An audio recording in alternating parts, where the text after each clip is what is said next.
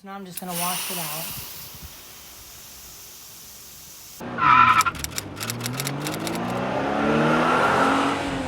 This is something a homeowner could do themselves safely, but what I would highly recommend is two things. Make sure the system is off at the thermostat.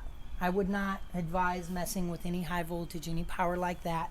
So the best thing to do is shut it off at the thermostat. Make sure that the fan blades are off, everything from there, and take a nice light stream of water and just go over the fins just to get the surface dirt. I would not recommend taking apart any of the equipment for your safety and just for the safety of the equipment itself, getting back together properly. So you can take a nice light stream of water, go at it from an angle, and gently get all of the surface dirt off in kind of a back and forth motion.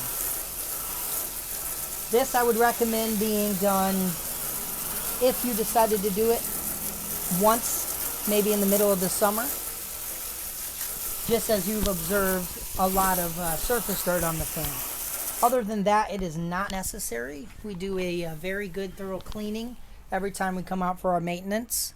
So do not feel obligated to clean it. It is something that is more of a choice, and if you decide that it needs it, you feel free to go ahead.